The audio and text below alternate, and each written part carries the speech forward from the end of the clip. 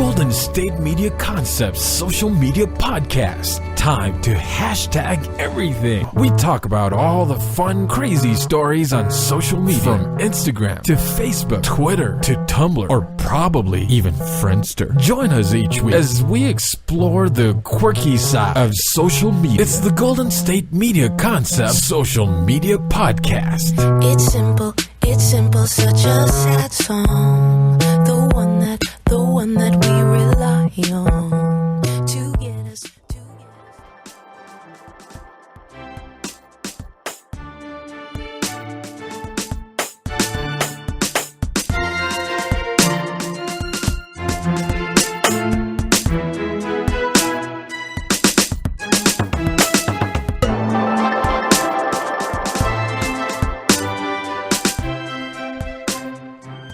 Hello and welcome to the GSMC Social Media News Podcast, brought to you by the GSMC Podcast Network. I am your host, Heidi, and on today's social media news, I guess I'm sort of in the winter mode, because although we are approaching spring, and I, living in California, am almost experiencing spring, although it is still a bit chilly. Other parts of the country are still deep in snow, still dealing with lots of the cold, the wind, sleet, hail, whatever, all the things that are supposed to, keep you from functioning and make you stay inside. So with all of that in mind, across the country going on, as many people are still freezing, I am bringing you a few stories to start off our episode that have to do with snow. And honestly, about surviving snow, but also kind of just, they're interesting, I would say. Not just surviving in the snow, but just like taking it all in. What I mean by that is the first story is about snow, but in Los Angeles. And yes, this is not a breaking news story. We have known that it sort of kind of snowed in Los Angeles, but I want to give a little bit of background about this event. It's interesting, I would say. If you don't know, there were reports that there was some snow in Los Angeles. It kind of just set social media all abuzz. People were posting photos and videos. It was, falling from the sky. People were freaking out, as you can imagine, because it is Southern California. It does not snow there, at least not in Los Angeles. So, interesting. People are calling this hashtag Snowmageddon, which I think is pretty funny. But I would like to say, the interesting part is that it's not necessarily actually snow that people are seeing, that people are reporting. It could just be a different type of precipitation. What I mean is, in most cases, the National Weather Service wasn't actually able to confirm that it was actually snow that was falling from the sky. The precipitation was most likely hail, or what is called, I want to say this is pronounced gopal, also called soft hail or snow pellets, which is precipitation that forms when supercooled water droplets are collected and freeze on falling snowflakes. And they kind of form these like little balls. They're like maybe a little bit, it sounds like they're a little bit bigger than just hail, or at least average hail, but they kind of look like snow a little bit. They're more like a Saturn shape than just a ball of hail, and not necessarily just a perfect flake. So it's not just strictly snow that people were reporting. However, it was confirmed that, I want to say it's confirmed that there was snow that did actually fall in the Santa Monica Mountains above Malibu, and reports of snow in nearby communities such as Westlake Village, Thousand Oaks, and Calabasas were potentially actually true. So in some neighboring areas there was snow in the Los Angeles area. In other areas it wasn't actually snow. So yes, it was, people were freaking out about it, and it kind of looks like snow, but it's not exactly snow. Also, just so many people put out different images and videos. They showed this possible snow in urban areas such as West Hollywood, Eagle Rock, and Pasadena. The National Weather Service tried to clarify the snow confusion on its Twitter account. They responded to a video that was proclaiming that snow was falling in Thousand Oaks. The Weather Service confirmed and said, yes, that is snow. So that part was snow. But they continued that there was lots of confusion. And to clarify, if the precipitation bounces, like when it hits the ground, it contains ice, often like sleet or hail. And if you've ever seen a hailstorm, it does definitely bounce. The pellets that are falling are harder. Unlike snow, when snow falls, they're little flakes and they're lighter and they just kind of land. Whether they stick on the ground or not, or just immediately melt, that is different. So I think that's a good thing to keep in mind if you're wondering if it's snow or something else like hail or sleet or whatnot. But when like the little like white balls that are falling, little precipitation, and then they like fall onto little snowflakes, again, that is the grapple. So that's like a slightly different thing. So I think the grapple kind of falls like snow, but then might bounce a little bit too, because it does also kind of contain hail. So I think that's where a lot of people were getting confused. It's like an awkward middle zone. It's not super clear. Also, the National Weather Service, they said that measurable snow hadn't fallen in downtown Los Angeles since 1949. So honestly, I'm like amazed that snow has ever fallen, that it has ever fallen in downtown Los Angeles. Apparently 1949 was really quite the year. But because it wasn't just snow that was falling in downtown Los Angeles, the sightings that people claimed that were in like Los Angeles area strictly, not just like Calabasas or Thousand Oaks nearby, because it wasn't really snow, the original claim of like 1949 being the last time it snowed, that hasn't changed. That's 1949 is still the last time that it ever snowed officially in downtown Los Angeles. Also, during this whole crazy time, people were freaking out about potential snow. A portion of Interstate 5, known as the Grapevine, and that's what connects northern Los Angeles County to the Central Valley, it was closed for a few hours on that day. There was about an inch of snow that accumulated on the roadway, so that area did get snow. That's not downtown Los Angeles, that's more north. So, and that also, when you're driving over, it goes a lot higher because you have to get over some mountains to go from Los Angeles into the valley in California. So that part did actually get snow. And where I work, we often arrange travel for a lot of people who were traveling throughout the state, and people were freaking out because the Grapevine was closed. People had no idea what to do because we are Californians and much of where we live does not get snow. And so, like, people already freak out when it rains and you're supposed to drive on the roads. People were having a fit that it kind of snowed. And it wasn't even shut down that long. Like, I believe it was only shut down, like only for a few hours. And people were still like, oh my God, we're snowed in. Like, people were calling us and saying they were snowed in and they were trapped. Which, we're, California, we're not prepared for snow. We have no idea how to deal with it. I definitely don't know how to deal with it. Most of the people really don't. There is snow in California, but not everywhere. So, in case you're wondering, a cold front from Canada pushed down the temperatures, and then moisture that fell in like Las Vegas and whatnot, that was all attracted due to this cold front from Canada, and that came into Southern California. Also, the Clark County School District in Las Vegas said in a statement that school and after-school activities were canceled due to reports of potential freezing conditions on the road that would be unsafe for school buses during the morning commute. Yes, that is Las Vegas. They shut down because of freezing conditions on the road, like the school did. That's crazy.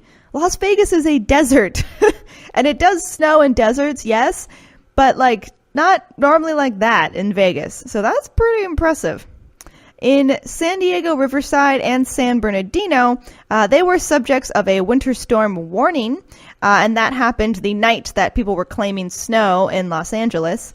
But the cold front was expected to blow through that morning. So although the night was super cold, in the morning it was supposed to be kind of clearer. So that's good for them, because I really cannot imagine gorgeous San Diego dealing with a giant winter storm. I don't know how that would work. San Diego is very coastal, lots of boats, yachts, palm trees, very, it's warm.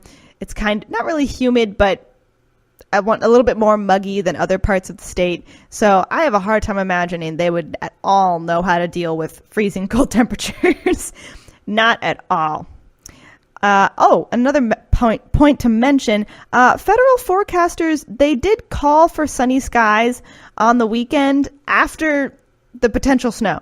So the potential snow in Los Angeles occurred on a Thursday, and then forecasters were saying that on the weekend it was going to be sunny and actually above normal temperatures, like the week after that. So it did not last long. Like, people in other parts of the country are probably super complaining because people freaked out in California that there was like potentially a little bit of snow/hail. Meanwhile, the rest of the country is just, under many feet of snow. So yeah, man, California, we got to try and tough it out. This is not working out well for us. The other states are going to start making fun of us. But that is interesting that it almost kind of sort of snowed. And yeah. Social media freaked out. I also love hashtag Snowmageddon for like some potential hail in Los Angeles. We did not keep our cool. Anyway, we're going to take a quick break and then we'll come right back and I will tell you all about some more snow-related news. Always on the go, but the day just won't be one without your Hollywood fix. Let Golden State Media Concepts Entertainment Podcast take care of that. An all-inclusive look of pop culture.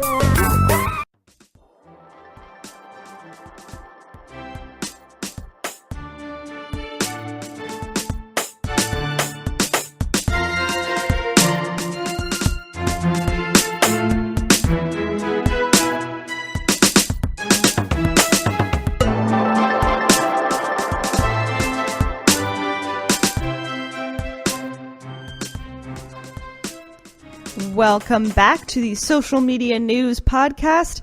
I am going to share the next snow-related story that I was teasing about earlier in the show. This is not necessarily about people freaking out about potential sort of kind of snow, mostly hail. This is about an actual bad snow situation where someone got trapped in their car. But, spoiler alert, they are okay. They did survive. And they survived kind of for a funny reason. So this story took place in Oregon, and it was about a man who was trapped in his car in the snow for 5 days. He survived, but because of how he survived, he kind of gave a message potentially suggesting, maybe you shouldn't worry too much about cleaning out your car. So this man is Jeremy Taylor. And he told authorities that him and his dog survived in the snow for 5 days, again, in their car, by eating packets of taco sauce as they were trapped in the snow, again, in his vehicle. They survived off of taco sauce, like from Taco Bell. Like when you go to Taco Bell and you get the little, like, sauce packets, or if you go to even McDonald's and they give you little ketchup packets for your fries, it's like that. They were just lying around in his car. That's how him and his dog survived. Oh my gosh, that's crazy. This is why I should keep little like sugar packets and ketchup like in my console in my car. This just justifies my behavior probably too much. But Jeremy is 36 and he went off-roading in the area. And then he drove up west of the resort community of Sun River with his dog. His dog's name is Allie. And their SUV became stuck in the snow after he had driven up into this area. This is just like a cautionary tale that, again, I'm just like, I can't survive bad weather. Like, my car is actually pretty clean. So because of that, I probably wouldn't have been able to make it. So good for Jeremy, I guess, in this situation for not cleaning his car. Okay, him and his dog, they were trapped, and he had to spend the night in his vehicle. He also attempted to walk for help the next day, I believe, but he couldn't get out because of the amount of snow that had fallen. So he was still trapped in his car. And I believe it was like an SUV type looking thing, like, what's the word? Like now I can't remember it. I'm not even going to try and say car names. That'll just backfire on me. But it was kind of like an SUV. So him and his dog could fit, obviously. So I guess to stay warm, Jeremy, over the next 4 days, would periodically start his vehicle, and then he would eat the taco sauce packets. So then he would just start the car for a little bit, get kind of warm, eat, a taco sauce packet from like underneath his car, like chair seat or whatever, stuck between the cushions in the back seat. And then he would just turn it off again and just kind of sit in the somewhat kind of warmed car. Also, the sheriff's department said, they said this on Facebook, and they really couldn't believe that had happened. I also think they expressed that they didn't think that Jeremy actually had a phone on him, and that would contribute to why he was stuck there, because you're thinking, why wouldn't you just call for help? To answer that question, it sounds like he didn't have a phone on him, which honestly, Jeremy, that was your first mistake. I mean, probably your first mistake was driving up to an area where you couldn't get out of again, but maybe you didn't know that. I mean, obviously you didn't know that. So really your biggest mistake is that you didn't have a cell phone with you. What were you thinking? Don't go off-roading in the snow without a cell phone. That's just a silly thing to do. Also, it wasn't until a Friday afternoon that a snowmobile rider spotted Jeremy's car and then called 911. So obviously there was cell service, Jeremy. And apparently Jeremy and his dog were described as hungry, but otherwise in good condition when they were found, which is crazy. So good for them. I'm really glad that nothing happened to them. But please be careful. I don't know. Let me just put out a PSA. If you're going to go off-roading, particularly in the snow, please make sure that you have everything with you to keep you warm. Like maybe pack an extra sleeping bag, like one for you, one for your dog. Bring good gear. Bring a cell phone. There can be like little, I can't think of the name for them, not walkie-talkies, but devices that can like connect even when you're outside of cell range, that'll send your GPS to search and rescue or something. I don't know. Bring a carrier pigeon. I'm not sure what you want to do. But please be careful. Please. Just have, the preparations just in case you potentially could get stuck. And even if you don't get stuck, that's a good thing. That means you won. But just in case you do, just in case something happens, always be prepared. Okay, also, in a Facebook post, Jeremy described himself as lucky. He added, let's never do that again. Yeah, probably don't. I bet your dog would be, your dog probably was like, oh no, owner, you're still the best. But potentially the dog was getting a little annoyed, maybe a couple more days and wouldn't have been too cool about it. But at least they had each other in the car to keep them warm. And again, authorities are recommending that anyone who wants to drive in the cold weather just carry a winter, survival kit with you. You want to have that kit include non-perishable food, water, blankets, a basic toolkit, probably a first aid kit. If you're going with your dog, maybe just in case some extra kibble or something. I don't know. I don't own a dog, so potentially the dog would just be able to smell the kibble and just, I don't know, like you couldn't keep that as an extra thing because they would just sniff it out. I'm not sure. But you should just be careful. Always have something to keep you warm. Always have something to keep you prepared. Just in case. Because again, you really never know. Okay, also, if a driver does get trapped in the snow, it is really advised that the car's motor can run, but just for 10 minutes every hour, and that provides warmth while also preserving fuel. Also, if you're in the snow and the vehicle gets covered or just surrounded by snow, please, before you turn on your engine, first ensure that the exhaust pipe is not blocked before you turn on the car. Because if your exhaust pipe, like the part where it comes out, like outside of your car, if that's blocked, and then you turn on your engine, the carbon monoxide could enter into the car because it won't be able to exit out of the exhaust pipe. And, I mean, obviously that would not be a good thing. That'd be quite poisonous to you. So please check, even though you probably don't want to get out of your car and go into the snow. Please do try. Not to mention, if I was in that situation where I realized I was trapped in a car in the snow, I would be freaking out. So good job, Jeremy. I like to imagine you kept your cool a little bit. I mean, probably partway through you just stopped running out of energy because you didn't have enough food to really keep freaking out. So maybe that was part of it. But hopefully it wasn't that bad, honestly. Also, again, because it was 5 days, so Jeremy was discovered on a Friday by someone on a snowmobile. So that means he got stuck on a Sunday, which is just like, to me, I'm like, so you were just kind of taking a weekend little outing, just going out with your dog into the snow. That sucks. Like, you just thought you were going to go, like, just briefly out, a little drive around in the wilderness, get some fresh air, maybe, I don't know, throw a snowball or two to your dog, play fetch. Not really sure what you do with dogs, but something like that. And then he just got trapped. I don't plan well when I'm on weekend trips. I'm not, like, bringing everything with me just in case, just for, like, a day trip. I'm sorry that you had to go through that, Jeremy. I really hope that just not happened to you again.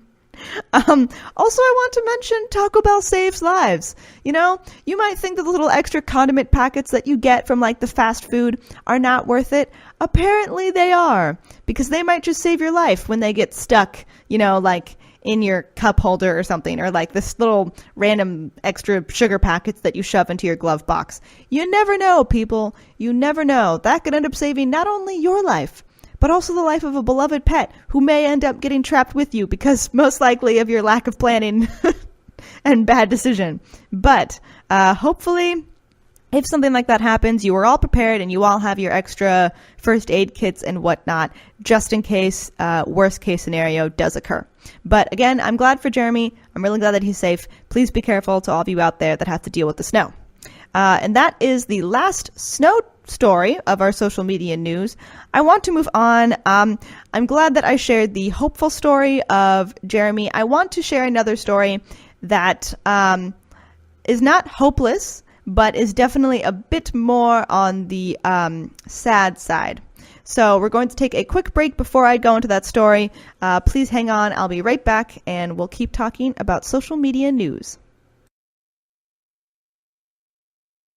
Tired of searching the vast jungle of podcasts? Now listen close and hear this out. There's a podcast network that covers just about everything that you've been searching. Hey! The Golden State Media Concepts Podcast Network is here. Nothing less than a podcast bliss with endless hours of podcast coverage. From news, sports, music, fashion, cooking, entertainment, fantasy, football, and so much more. So stop lurking around and go straight out to the Golden State Media Concepts Podcast Network. Guaranteed to fill that podcast itch. Whatever it may be. Visit us at www.gsmcpodcast.com. Follow us on Facebook and Twitter, and download us on iTunes, SoundCloud, and Google Play.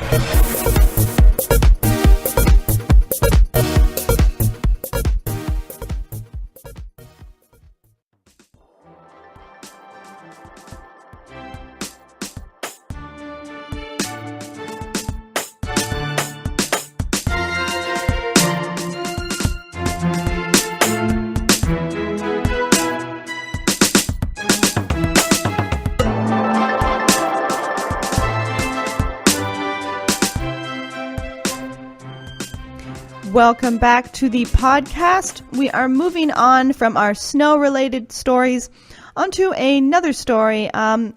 This one is a bit dreary, I am sorry to say.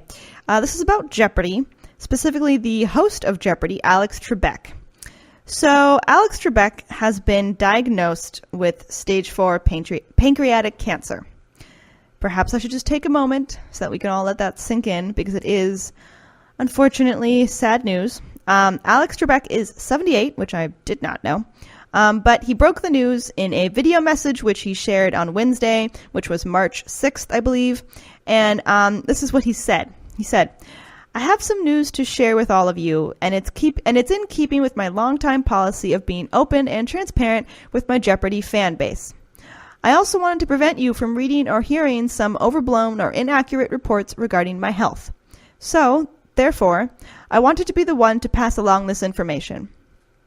Now, just like 50,000 other people in the United States each year, this week I was diagnosed with stage 4 pancreatic cancer." That's what he said in the video message. Stage 4 cancer, that means that the disease has spread to other parts of the body. And sadly, it can be treated, but it typically cannot be cured at this stage. Trabek did acknowledge that the survival rate of pancreatic cancer is low, but he did say that he was going to keep fighting and keep working. And he just believes that with the love and support of family and friends and also prayers of others, that he'd be able to beat the low survival rate and hopefully make it through this diagnosis. Also, apparently, even on his video message, Trabek even made like a little slight joke. He did note that he has 3 years left in his current Jeopardy contract. Oh, hopefully he makes it to the 3 years. But it seems that he is trying to stay in good spirits. That he did kind of make a joke here and there in his video message. But people are hopeful that he will be able to tackle the disease head on and fight some of the low survival rates. And many are wishing him well, obviously.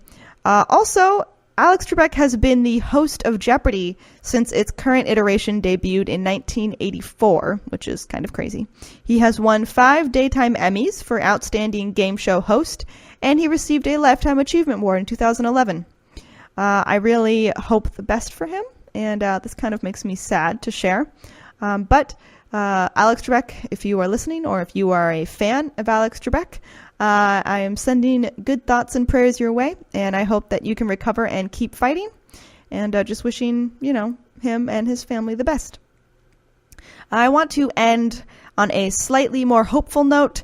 This is about another celebrity, pretty different from Alex Trabek, but it is a little bit hopeful, I like to think. It's encouraging, at least. So this is about Kylie Jenner. And congratulations to her. She is a billionaire, which is kind of crazy to think because she is not old. She is 21, which is crazy. But like many women her age, what does make Kylie Jenner maybe not so different from the rest of us is that she is pretty active on social media. She has, though, done one thing that no one else has really done, which obviously is build a $1 billion fortune, again, by the age of 21. She is the youngest person to become a billionaire with her company, and that is her own company, so it's not like she's inheriting the money. Her company is Kylie Cosmetics. Obviously, the fame and notoriety of her family does not hurt her potential to make a lot of money and be successful. But again, this is her company, so they're not trying to say her family just, giving her the money without making her do any work. Also, in case you are wondering, there are other young billionaires out there. For example, Instagram co-founder Kevin Systrom, Snapchat co-founder Evan Spiegel, Facebook co-founder Mark Zuckerberg, also Twitter co-founder Jack Dorsey. They are all billionaires, and they are younger than 45, so they're not the youngest, but they are young, under 45. Also, this is crazy. Each of Kylie Jenner's Instagram posts, they are worth about $1 million just for like one post. That's insane. That is according to Hopper HQ, which is a social media scheduler. And really, so many of Kylie Jenner's posts, they include like family photos, the classic mirror selfie, but also like product announcements, for, promotions like blush, lip gloss, eyeshadow, all things within her Kylie Cosmetics brand. So good for her. She is using all of the followers she has on Instagram. She has 128 million followers. I don't want to say using like taking advantage of them, but she is definitely using her platform to promote her product, and not just her product, also, just share other parts of her life. But 128 million followers, And she also has a lot of other followers on like Twitter, Facebook, Snapchat, etc. I would like to say, though, she is not the only person to use social media in the cosmetics field, although she is clearly doing very well. Others out there are Rihanna, and she has 68.3 million Instagram followers. And she has partnered recently her Fenty Beauty line with the luxury goods powerhouse LVMH, and Huda Kattan, who is someone who left a finance job to become a makeup artist. She founded Huda Beauty with her sisters. And She's very popular. So good for Rihanna for pairing her beauty line with other very popular people in the cosmetics industry. The company, I believe that is Huda Beauty, they now have $20 million in annual revenue. That's crazy. So really, I feel like the cosmetics industry is doing well, apparently. It's making people very rich. Also to mention, kind of what I was reading, some people seem to feel that the secret to all of this, to this like success, particularly with Kylie, is really that successful celebrity brands, there's this like deep passion, authenticity by the celebrity, like Kylie, for the creation of the products themselves. So like Kylie has a lot invested in the individual products and she really does care about them. It's not just like a random celebrity talking about like a perfume line, you know. She actually does care about how they're made and whatnot. Also, Kylie is very active in the development of her products. And you can really see that in like what she shows her fans. She shows them the process, the day-to-day through Instagram, talking a lot, and she posts consistently about her life and her product. And really there's just this level of visibility and commitment on social media that I guess her fans really respond to, and it makes people who follow her want to support her. You know, authenticity and honesty really do go a long way, and social media, you know, is just a great way to be in connection with the fans very directly, not going through like a magazine ad or whatnot. So good for Kylie. She is a billionaire, talking about that young money, and clearly she's doing well, obviously. So happy for her. I think that's pretty hopeful and kind of encouraging that other people, other young people out there can make it work. And with hard work and persistence and apparently care in what you're doing, you can be very successful. So good job, Kylie. And I wish you all the best for those who might have like an entrepreneurial spirit, might want to go out there and try something new. So that brings us to the end of the show. Thank you all so much for listening. And please tune in to the next GSMC Social Media News podcast. You've been listening to the Golden State Media Concepts Social Media Podcast, part of the Golden State Media Concepts Podcast Network. You can find this show and others like it at www.gsmcpodcast.com. Download our podcast on iTunes, Stitcher, SoundCloud, and Google Play. Just type in GSMC to find all the shows from the Golden State Media Concepts Podcast Network, from movies to music, from sports to entertainment, and even weird news. You can also follow us on Twitter and on Facebook. Thank you, and we hope you have enjoyed today's program.